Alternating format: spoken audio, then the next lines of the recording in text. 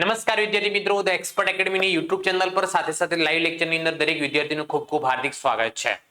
આજે આપણે આ લેક્ચરની અંદર વિષય છે નામાના મૂળ તત્વો, ચેપ્ટર નંબર 6 ભાગીદારની નિવૃત્તિ અથવા મૃત્યુનો એક દાખલો કરવા જઈ રહ્યા છીએ। સ્વાધ્યાયનો પાંચમો દાખલો ઓલરેડી આપણે અપલોડ કરી લીધો છે। જે પણ વિદ્યાર્થીઓને સ્વાધ્યાયનો પાંચમો દાખલો ગણવાનો બાકી હોય એ સૌપ્રથમ પાંચમો દાખલો ગણી લેવો, પછી આજે આપણે આ વિડીયોની અંદર છઠ્ઠા દાખલાની ગણતરી કરીશું। જે પણ વિદ્યાર્થી મિત્રો હજુ સુધી the expert academy YouTube channel subscribe ન કરી હોય તો સબસ્ક્રાઇબ કરી દો, લાઈક કરી દો અને તમારા મિત્રો સુધી શેર કરી દો, કારણ કે ધોરણ 12 ની અંદર આપણે દરેક ચેપ્ટરનું આવી રીતે સોલ્યુશન તમને આ યુટ્યુબ ચેનલ પર મળી જશે। વિષય પર એકાઉન્ટ હોય કે આંકડાશાસ્ત્ર હોય, અને સાથે સાથે આપણે હેતુલક્ષી પ્રશ્નોનું સોલ્યુશન લાઈવ લેક્ચર દ્વારા કરાવવામાં આવશે। બોર્ડના છેલ્લા દિવસ સુધી તમારી સાથે છું, એટલે the expert academy YouTube channel તમે સબસ્ક્રાઇબ કરો, તમારા મિત્રો જોડે બી સબસ્ક્રાઇબ કરો, અને નીચે ડિસ્ક્રિપ્શનની અંદર વોટ્સએપ ગ્રુપની અને સાથે સાથે ધ એક્સપર્ટ એકેડમીની એપ્લિકેશનની લિંક આપેલી છે, એ લિંકનો ઉપયોગ કરીને તમે સુપ્રીમ બેચની અંદર જોડાઈ શકો છો। તો હવે આપણે વધારે સમય ન લેતા દાખલા નંબર 6 ની શરૂઆત કરીએ, જે તમને રકમ સ્ક્રીન પર દેખાઈ રહી છે। જુઓ, દાખલા નંબર 6 માં શું આપેલું છે? જુઓ, રોહિત, મોહિત અને વિરાટ ત્રણ ભાગીદારો છે। રોહિત, મોહિત અને વિરાટ 4:3:2 ના પ્રમાણમાં નફો નુકસાન વહેંચી લેતા ભાગીદારો એક પેઢીના ભાગીદારો છે। તારીખ 31 માર્ચ 2017 ના રોજ તેમના પેઢીનું પાકું સરવૈયું નીચે મુજબ હતું।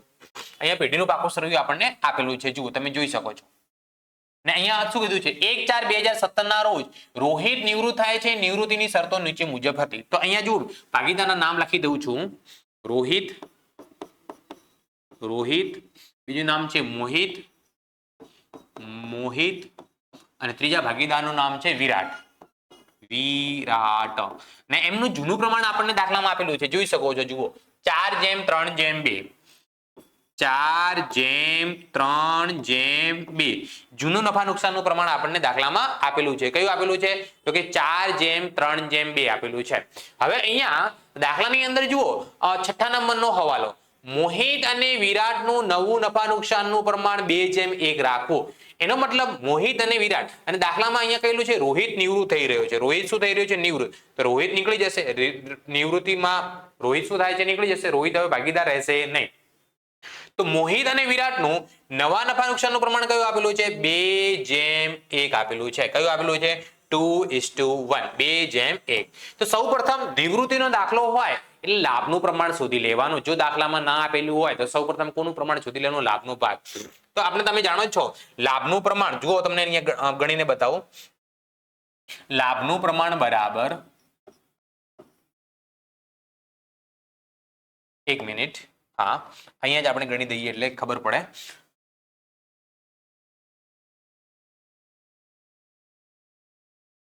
લાભનું પ્રમાણ બરાબર ભાગીદારે કરેલ લાભ બરાબર સૂત્ર થાય નવો ભાગ માઇનસ જૂનો ભાગ।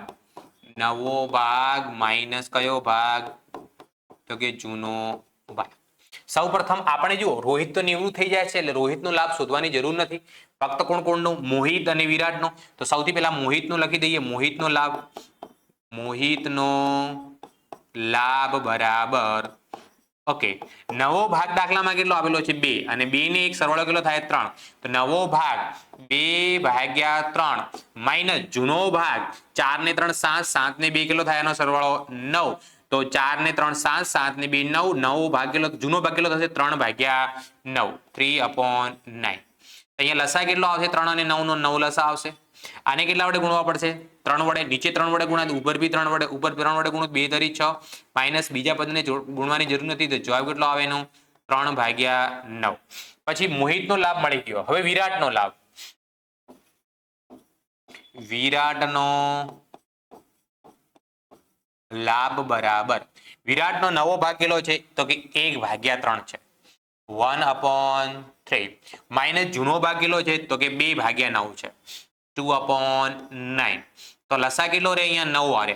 લસા કેટલો રે? 9। આને કેટલા વડે ગુણવું પડે? 3। બીજાને ગુણવાની જરૂર નથી, 3 - 2 બરાબર 1/9। તો જો ભાગાકારમાં 9 9 ઉડી જાય તો એમનું લાભનું પ્રમાણ કયું આવે? 3:1 આવે। એમનું લાભનું પ્રમાણ આપણને કયું મળશે? 3:1 મળશે। ઓકે, ચલો આપણને હવાલામાં આગળ શું કીધું છે કે જમીન મકાનની કિંમત 1,80,000 ગણવી. જમીન મકાનની કિંમત હવે કેટલી ગણવાની છે? 1,80,000. તો પાકા સરવૈયામાં જમીન મકાન આપણને જુઓ 1,50,000 આપેલી છે.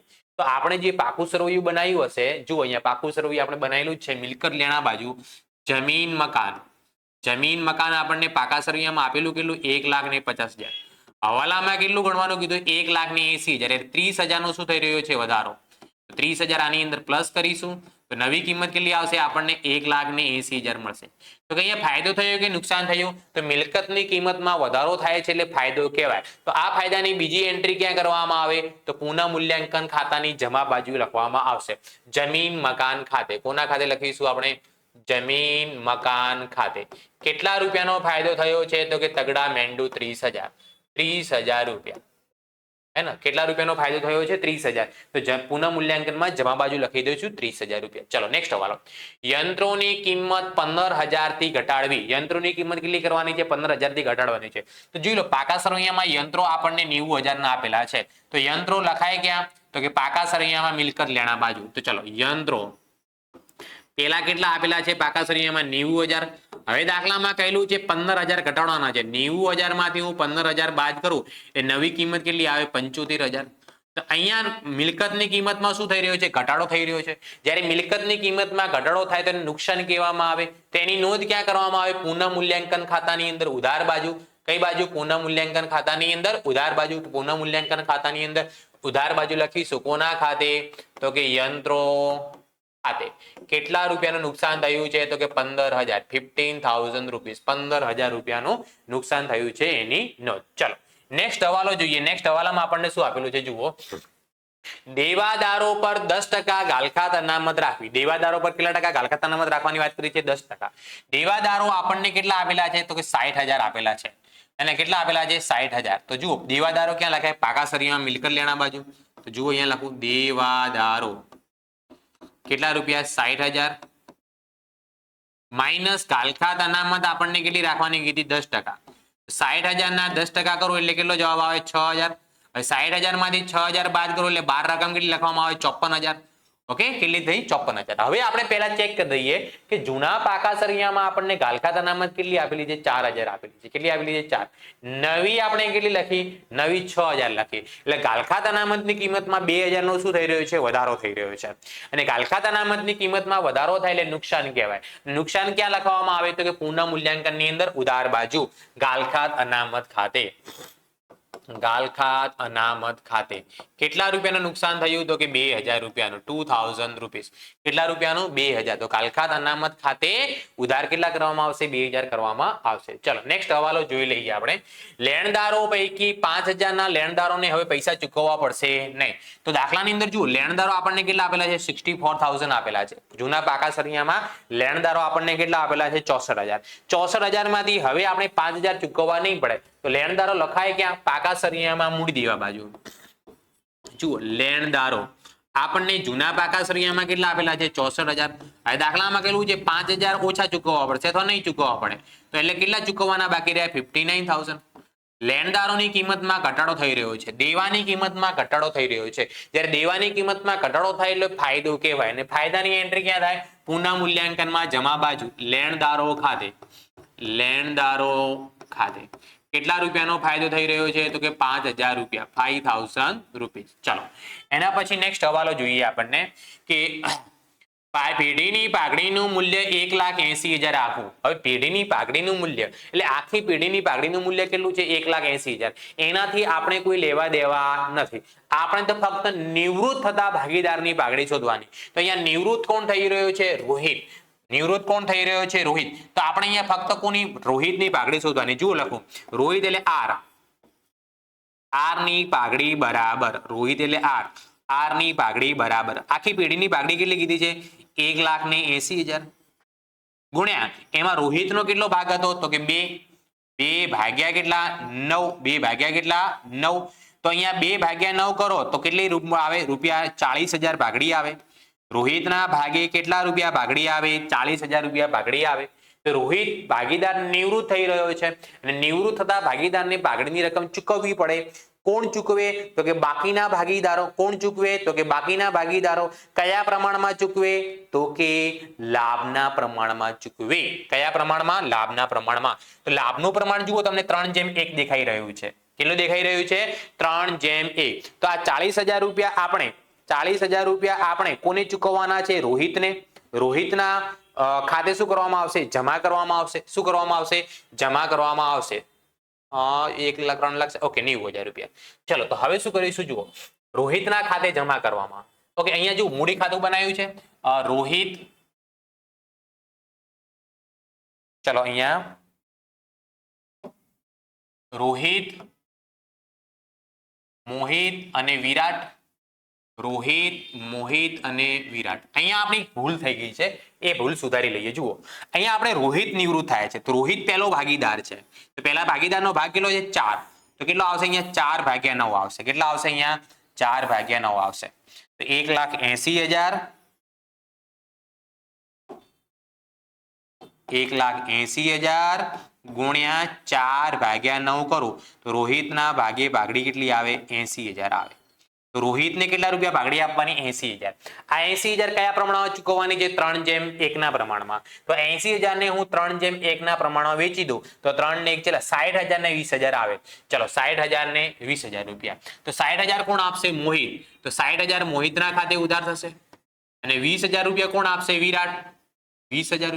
80,000 ને આપણે 3:1 ના પ્રમાણમાં વેચ્યા એટલે કેટલા આયા? 60,000 ને 20,000. આ કોને આપવાના છે? રોહિતને. તો રોહિતના ખાનામાં જમા કરીશું. રોહિતના મૂડી ખાતે જમા 60,000 અને 20,000 રૂપિયા. સામ સામે વાળાનું નામ લખવાનું. સામ સામે વાળાનું શું લખવાનું? નામ. આ 60,000 કોણ આપી રહ્યો છે? મોહિત. આપણે ટૂંકમાં લખીએ એમના મૂડી ખાતે ભાગડી, કૌંસમાં લખી દેવાનું ભાગડી. અને આ 20,000 કોણ આપશે? વિરાટ. એટલે વીના મૂડી ખાતે. વીના મૂડી ખાતે. અને અહીંયા 60,000 ને 20,000 કોને આપવાના? તો કે રોહિતને. તો આર ના મૂડી ખાતે. આર ના મૂડી ખાતે. ક્લિયર? દરેક વિદ્યાર્થીને ખબર પડી? યસ યા નો? હા યા ના? કોમેન્ટ કરી દેજો. જો ન ખબર પડે, કોઈ પણ પ્રકારનો ડાઉટ હોય અથવા તો તમને વોટ્સઅપ નંબર આપી દઉં. આપણો વોટ્સઅપ નંબર છે 9737448382 9737448382. પણ તમે એકાઉન્ટ અને સ્ટેટનો કોઈ પણ ડાઉટ હોય તો ડાઉટ વોટ્સઅપ કરી અને એના ડાઉટનું સોલ્યુશન મેળવી શકો છો. સાથે સાથે નીચે ડિસ્ક્રિપ્શનની અંદર ધ એક્સપર્ટ એકેડમીના વોટ્સઅપ ગ્રુપની લિંક અને ધ એક્સપર્ટ એકેડમીની એપ્લિકેશનની લિંક આપેલી છે. એ લિંકનો ઉપયોગ કરી અને ધ એક્સપર્ટ એકેડમીની સુપ્રીમ બેચની અંદર તમે જોડાઈ શકો છો. ઓકે ચલો હવે જો અહીંયા ખાસ ધ્યાન રાખવાનું છે તો રોહિત નિવૃત્ત થાય છે, હે ને? પહેલો ભાગીદાર નિવૃત્ત થાય છે એટલે એ વસ્તુનું દરેક વિદ્યાર્થી ખાસ ધ્યાન રાખવાનું છે. ચલો આગળ નેક્સ્ટ હવાલો આપણો શું છે? મોહિત અને વિરાટનું નવો નફા નુકસાનનું પ્રમાણ 2:1 છે. તો એનો ઉપયોગ કરીને આપણે લાભનું પ્રમાણ શોધી લીધો છે અને નવા નફા નુકસાનના પ્રમાણની કોઈ નોંધ કરવામાં આવે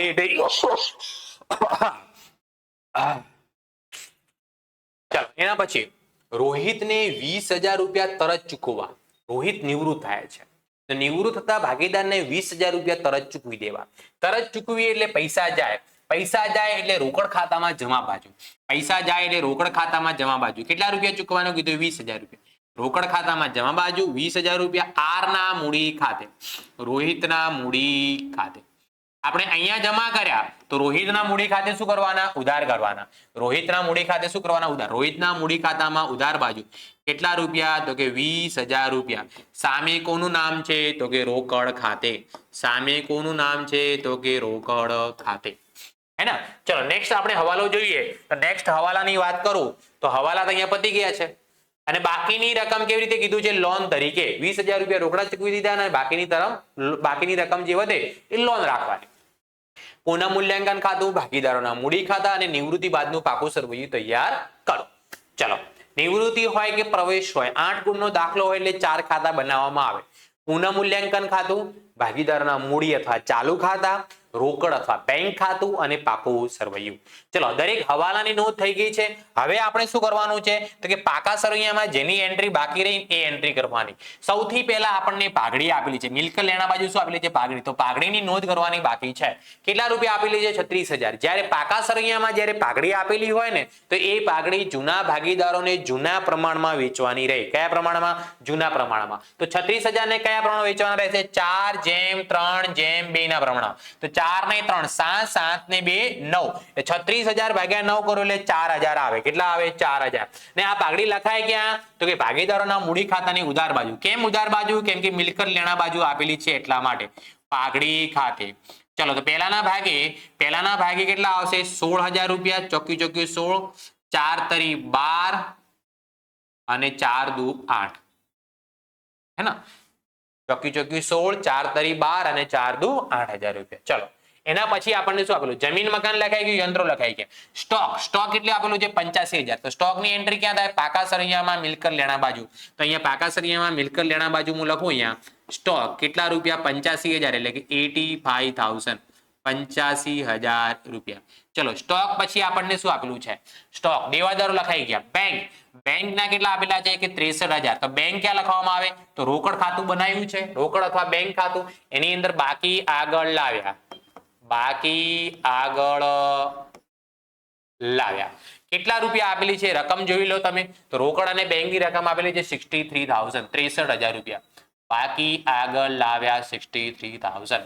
ચલો એના પછી નેક્સ્ટ શું આપેલું છે? જાહેરાત ઝુંબેશ ખર્ચ. શું આપેલું છે? જાહેરાત ઝુંબેશ ખર્ચ 4,500 રૂપિયા આપેલા છે. જાહેરાત ઝુંબેશ ખર્ચ અવાસ્તવિક મિલકત હોવાથી ભાગીદારો વચ્ચે તેમના જૂના પ્રમાણમાં વેચાઈ જાય. ભલે 5મા ચેપ્ટરના પ્રવેશનો દાખલો હોય કે નિવૃત્તિનો દાખલો હોય, અવાસ્તવિક મિલકતો જૂના પ્રમાણમાં જૂના ભાગીદારો વચ્ચે વેચી દેવી. તો અહીંયા જૂનું પ્રમાણ કયું છે? તો કે 4:3:2. એટલે ટોટલ કેટલું થાય છે? 9. તો 4500 ને હું 9 વડે ભાગું કેટલા રૂપિયા આવે? 500 રૂપિયા. હવે મૂડી ખાતાની અંદર કઈ બાજુ લખવાનું? ઉધાર બાજુ. કેમ કે મિલકત લેણા બાજુ આપેલું છે ઉધાર બાજુ. જાહેરાત ઝુંબેશ ખર્ચ 500 ગુણ્યા પેલા 4,000 એટલે કેટલા આવે? 2,000. 500 ગુણ્યા 3 એટલે કેટલા થાય? 1,500. અને 500 ગુણ્યા 2 એટલે કેટલા થાય? 1,000 રૂપિયા. ચલો દરેકની નોંધ થઈ ગઈ. આપણે મિલકત લેણા બાજુ બધું લખાઈ ગયું. હવે વાત કરીએ આપણે મૂડી દેવામાં. મૂડી દેવામાં સૌથી પહેલા શું આપેલું છે? મૂડી ખાતા. રોહિતની મૂડી, મોહિતની મૂડી અને વિરાટની મૂડી. તો મૂડી ખાતા આપણે ઓલરેડી બનાયેલા જ છે. તો મૂડી ખાતાની કઈ બાજુ? જમા બાજુ. બાકી આગળ લાવ્યા.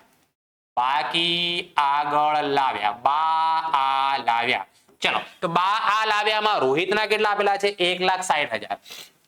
1,60,000. મોહિતના કેટલા આપેલા છે? 96,000. 96,000. અને વિરાટના કેટલા આપેલા છે? 60,000. સોરી 80,000 રૂપિયા. કેટલા રૂપિયા? 80,000. વિરાટના કેટલા? 80,000 રૂપિયા. ચલો એના પછી દાખલામાં નેક્સ્ટ શું આપેલો છે આપણે જોઈ લઈએ. અનામત ભંડોળ. અનામત ભંડોળ કેટલી આપેલી છે? 45,000. જૂના ભાગીદારો વચ્ચે જૂના પ્રમાણમાં વેચાઈ જાય. 4:3:2 ના પ્રમાણમાં વેચી દેવાની. અનામત ભંડોળની જમા બાકી છે એટલે મૂડી ખાતાની જમા બાજુ લખવામાં આવે. કયા પ્રમાણમાં?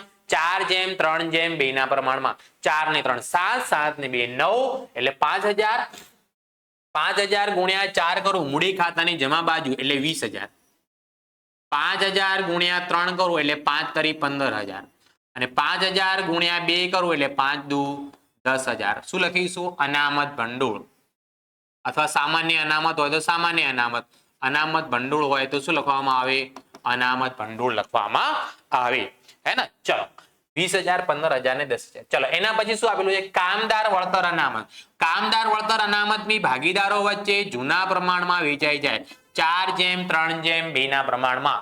એટલે 4 ને 3 7, 7 ને 2 9. 13,500 ભાગ્યા 9 કરો એટલે 1,500 જવાબ આવે.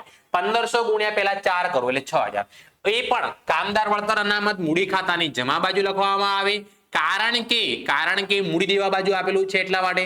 કામદાર વળતર અનામત 1,500 ગુણ્યા 4 એટલે 6,000.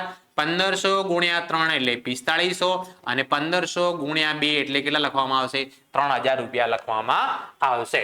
ચલો એના પછી શું આપેલું છે? ભાગીદારોની લોન આપેલી છે. ભાગીદારોની લોનમાં રોહિત અને મોહિત આપેલું છે. અહીંયા હવે ખાસ ધ્યાન રાખવાનું. અહીંયા રોહિત જે છે નિવૃત્ત થતો ભાગીદાર છે. રોહિત જે છે એ કયો ભાગીદાર છે? નિવૃત્ત થતો ભાગીદાર છે. તો નિવૃત્ત થતા ભાગીદારની લોન હંમેશા મૂડી ખાતામાં જમા બાજુ લખી દેવાની. કેમ કે મૂડી દેવા બાજુ આપેલી છે એટલે કઈ બાજુ લખવાની? જમા બાજુ લખવાની. કેટલા રૂપિયા છે? 10,000 રૂપિયા. તો અહીંયા લખીશું રોહિતની લોન ખાતે. આર ની લોન ખાતે. હે ને? જે પાછળના જમા પડ્યા છે કેટલા રૂપિયા? 10,000 રૂપિયા. હે ને? નિવૃત્ત થતા ભાગીદારની લોન જ્યારે હોય તે મૂડી ખાતામાં લખી દેવી, કેમ કે નિવૃત્ત થતા ભાગીદારનું આપણે હિસાબ ચૂકતી કરવાનું છે, એને 10,000 રૂપિયા એને પાછા આપવાના છે, એટલે મૂડીમાં આપણે ઉમેરી દીધા. એના પછી મોહિતની લોન આપેલી છે. મોહિતની લોન કેટલી આપેલી છે? 16,000. પણ મોહિત અત્યારે નિવૃત્ત થતો નથી, તો મોહિતની લોન મૂડી દેવામાં લખવામાં આવશે. અહીંયા લખીશું લોન ખાતે. લોન ખાતે. ચલો લોન ખાતેમાં મોહિતના કેટલા આયા? મોહિત. તો મોહિતની લોન દાખલામાં કેટલી આપેલી છે એ જોઈ લો. તો મોહિતની લોન તમને 16,000 આપેલી છે. 16,000. 16,000 રૂપિયા. ચલો એના પછી આપણે જોઈએ તો પાકા સરવૈયામાં શું લખવાનું બાકી રહી ગયું? તો લેણદારો. લેણદારોની એન્ટ્રી થઈ ગઈ છે. તો હવે જુઓ, દરેક હવાલાની નોંધ થઈ ગઈ, પાકા સરવૈયામાં જે આપેલું હતું એમની પણ આપણે નોંધ કરી દીધી. હવે ફક્ત શું કરવાનું બાકી રહ્યો? સરવાળો. ટોટલ સરવાળો રહ્યો. તો સૌથી પહેલા આપણે સરવાળો કરીશું પુનઃ મૂલ્યાંકન ખાતાનો. કયા ખાતાનો? પુનઃ મૂલ્યાંકન ખાતા. પુનઃ મૂલ્યાંકન ખાતાનો સરવાળો જમા બાજુ વધારે દેખાય છે. કેટલો દેખાય છે? તો 30 ને 5 35,000 રૂપિયા. તો અહીંયા લખીશું આપણે 35,000. 35,000. આ બાજુ કેટલા લખો? 35,000. 35,000 માંથી ઉધાર બાજુની એન્ટ્રી બાદ કરી દેવાની. તો 35,000 માંથી 15,000 જાય તો 20,000. 20,000 માંથી 2,000 જાય કેટલા વધે? તો કે 18,000. તો આ શું કહેવાય? જમા બાજુનો સરવાળો વધારે થયો એટલે વેચણી પાત્ર નફો કહેવાય. વેચણી પાત્ર નફો. જૂના ભાગીદારોને જૂના પ્રમાણમાં વેચી દેવાનો. જૂના ભાગીદારો કોણ કોણ છે? રોહિત, મોહિત અને વિરાટ. તો કયા પ્રમાણમાં વેચી દેવાનો? તો કે 4:3:2 ના પ્રમાણમાં. તો 1800 ને ભાગ્યા 9 કરો એટલે 2,000. 2,000 ગુણ્યા 4 કરો એટલે કેટલા આવે? 8,000. 2,000 ગુણ્યા 3 કરો એટલે કેટલો જવાબ આવે? 6,000. અને 2,000 ગુણ્યા 2 કરો એટલે જવાબ કેટલો આવે? 4,000 રૂપિયા. આ એમને નફો મળ્યો. આ નફો એમના મૂડી ખાતે શું કરી દેવાનો? જમા કરી દેવાનો. ક્યાંથી લાયા? તો કે પુનઃ મૂલ્યાંકન ખાતે. તો અહીંયા વિગતના કોલમમાં આપણે લખી શકીએ પુનઃ મૂલ્યાંકન ખાતે. ચલો પહેલા ભાગીદારને કેટલા રૂપિયા ભાગે આયા? તો કે 8,000. બીજા ભાગીદારને ભાગે કેટલા આયા? તો કે 6,000. ત્રીજા ભાગીદારને ભાગે કેટલા આયા? તો કે 4,000 રૂપિયા. હવે શું કરવાનું રહેશે? આપણે ટોટલ નિવૃત્તિનો દાખલો હોય તો સૌપ્રથમ સરવાળો આપણે નિવૃત્ત થતા ભાગીદારનો કરવો. કયો ભાગીદાર? નિવૃત્ત. તો અહીંયા નિવૃત્ત કોણ થઈ રહ્યો છે? રોહિત. તો રોહિતનો મૂડી ખાતાનો સરવાળો કરું તો પહેલી એન્ટ્રી મૂડી ખાતાની કેટલી છે? 1,60,000 plus 20,000 plus 60,000 plus 20,000 plus 6,000 plus 10,000 plus 8,000. તો આનો સરવાળો કેટલો થાય છે? 2,84,000. 2,84,000. 2,84,000. તો આ બાજુ બી આપણે કેટલા લખીશું? તો કે 2,84,000. 2,84,000. 2,84,000 માંથી ઉધાર બાજુની એન્ટ્રી બાદ કરો તો એમાં પહેલી એન્ટ્રી માઇનસ કેટલી? 20,000 માઇનસ 16,000 માઇનસ 2,000. રકમ કેટલી વધે? 2,46,000 રૂપિયા. તો આપણને દાખલામાં કહેલું હતું કે રોહિતને 20,000 રૂપિયા રોકડા ચૂકવવા, બાકી જે 2,46,000 લખ્યા એની લોન ખાતે લખવાના રહેશે. એની લોન ખાતે. હવે બાકીના ભાગીદારનો ટોટલ કરીએ. મોહિતનો કેટલો છે? 96,000, 15,000, 4500, 6,000. આનો સરવાળો થાય છે 1,21,500. 1,21,500. આ બાજુ બી કેટલા લખાશે? 1,21,500. આની અંદરથી ઉધાર બાજુની એન્ટ્રી બાદ કરવાની. પહેલી એન્ટ્રી કેટલી છે? 60,000 માઇનસ 12,000 માઇનસ 1,500. તો અહીંયા 48,000 વધે છે. હવે જુઓ, આ ભાગીદાર નિવૃત્ત થતો નથી. નિવૃત્ત ન થતો એટલે આખરની બાકી કહેવાય ને. એને આખરની બાકીમાં શું લખવામાં આવે? બાકી આગળ લઈ ગયા. કેમ રોહિતને ના એ બાકી આગળ લઈ ગયા? કેમ કે એ હવે નિવૃત્ત થાય છે, એનો હિસાબ ચૂકતી કરવાનો છે. બરાબર છે? નિવૃત્ત થતા ભાગીદારનો બાકી આગળ લઈ ગયા આવે નહીં. ચલો હવે વિરાટનું કરીએ તો સૌથી પહેલા વિરાટની એન્ટ્રી કેટલી છે? તો કે 80,000, 10,000, 3,000 અને 4,000. તો આનો સરવાળો થાય છે 97,000. 97,000 રૂપિયા. 97,000. આ બાજુ બી કેટલા લખીશું? 97,000. 97,000 માંથી ઉધાર બાજુની આપણે એન્ટ્રી બાદ કરીએ 20,000, 8,000 અને 1,000. તો કેટલા વધે? 68,000. તો અહીંયા મૂડી કેટલી વધી? એની 68,000 રૂપિયા. તો જુઓ અહીંયા આ મૂડી જે છે 48,000 ને 68,000 જે વધી એ ભાગીદારોના મૂડી ખાતાની પાકા સરવૈયામાં મૂડી દેવા બાજુ લખવામાં આવે. અને જે ભાગીદારની લોન આપણે પેમેન્ટ કરવાનું બાકી રહી ગયું રોહિત નિવૃત્ત થાય છે, એનો હિસાબ નીકળ્યો તો 2,46,000 આપવાના વધે. તો એ 2,46,000 આપણે અત્યારે નથી ચૂકવાના, એની લોન રાખવાની છે. એ ધંધા માટે શું કહેવાય? દેવું કહેવાય. એટલે પાકા સરવૈયામાં મૂડી દેવા બાજુ લખવામાં આવે. લોન ખાતે લખેલું જ છે ને, અહીંયા રોહિત લખી દઈએ. ચલો રોહિતની લોન કેટલી આવી? તો કે 2,46,000. 2,46,000. અને બાકીના બે ભાગીદારોની મૂડી લખવામાં આવે. મૂડી મોહિત અને વિરાટ, કેમ કે આ લોકો નિવૃત્ત થતા નથી. તો મોહિત અને વિરાટની કેટલી મૂડી આવી જુઓ 48,000 અને 68,000. તો જુઓ અહીંયા મોહિતના સામે લખી દઈએ 48,000 અને આની કેટલી લખી દઈએ 68,000. આ બંનેનો સરવાળો કરો એટલે ટોટલ કેટલો થાય 1,16,000. 1,16,000. નાઉ હવે આપણે રોકડ ખાતાનો સરવાળો કરો. રોકડ ખાતાનો ઉધાર બાજુનો સરવાળો કેટલો થઈ રહ્યો છે 63,000, 63,000 રૂપિયા. તો આ બાજુ બી કેટલા લખીશું આપણે 63,000. 63,000 ની અંદરથી 20,000 શું કરી દેવાના બાદ, એટલે કેટલા વધે 43,000 રૂપિયા. આ 43,000 રૂપિયા આખરની બાકી કહેવાય. તો શું લખીશું અહીંયા બાકી આગળ લઈ ગયા. બાકી આગળ લઈ ગયા. તો એની રોકડ શિલ્લક કહેવાય એટલે મિલકત કહેવાય. તો પાકા સરિયામાં મિલકત લેણા બાજુ લખી દઈએ આપણે રોકડ વાળી શિલ્લક. કેટલા રૂપિયા આવી? તો કે 43,000, 43,000 રૂપિયા. Now total of the both side હે ને, પાકા સરિયાનો બંને બાજુનો સરવાળો કરવાનો.